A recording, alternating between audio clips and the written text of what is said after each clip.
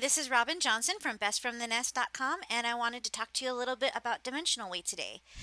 With dimensional weight, it's really easy to think that you're making more money than you really are, because the inbound shipping, the shipping from you to Amazon, might look like it's going to be less on Profit Bandit or whatever calculation you're using if you're not taking that into account. So, dimensional weight is basically the length and the width and the height divided by 166.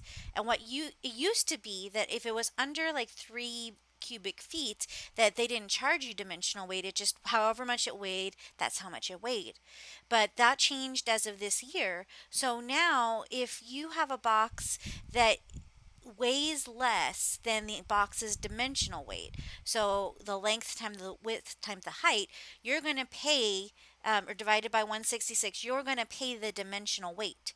So I'm going to just kind of break out an example for you. If you have a box that's 18 by 18 by 12 inches, that ends up being 3,888 inches.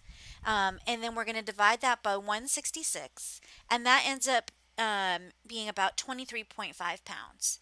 Now, if you in that 18 by 18 by 12 box, you put only 5 pounds worth of stuff. Let's say you filled up the box, there were 10 items, and it was 5 pounds, right? So, and then you're like, okay, well, my inbound shipping is usually 50 cents per pound, so I should be paying $2.50 for this box. However, since you're going to be charged the dimensional weight for that box, it's actually going to be that 23.5 pounds multiplied by 50 cents a pound. So that ends up being more like 11.75 to ship that box using the partner rates. So that's a big difference, right? So instead of it being, if you had 10 items, instead of it being, 25 cents per item to ship in, it ends up being like $1.18 per item to ship in. And that, especially if you have item margins that are a little bit lower, or if you have low cost items, so if you're selling things more in the, $10 to $20 range, that could really eat up your profit pretty quickly.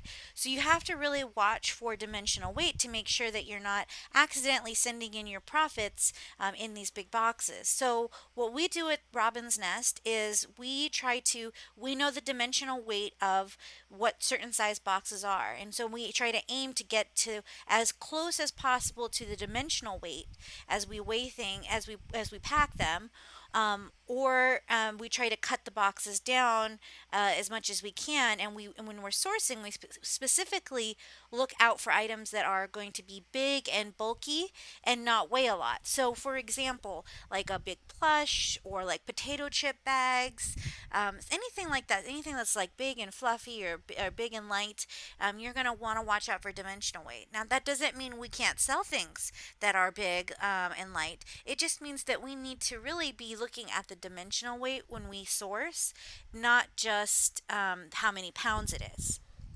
So we're going to be watching for those big items.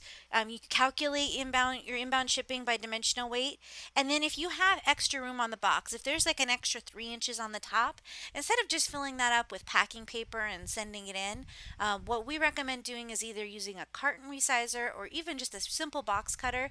You just take the box cutter, measure how far down it is. So if it's 3 inches on each side, in each corner, you're going to go down 3 inches, cut the corner from 3 inches from the top of the box to the top of the box, and then it's going to make the flaps longer, basically. And then you're just going to fold the flaps down where they are, where the items hit, and this way that will reduce your dimensional weight. So just something to keep in mind as you're sourcing, as you're sending things in. We want to make sure that we're getting as much profit as we are anticipating, and sometimes those inbound shipping rates can kind of sneak up on us. I hope that helps, and thank you from bestfromthenest.com. If you want to get more access to more videos like this, go to bestfromthenest.com and sign up for our newsletter and subscribe to this YouTube channel as well. Thanks, and have a great day.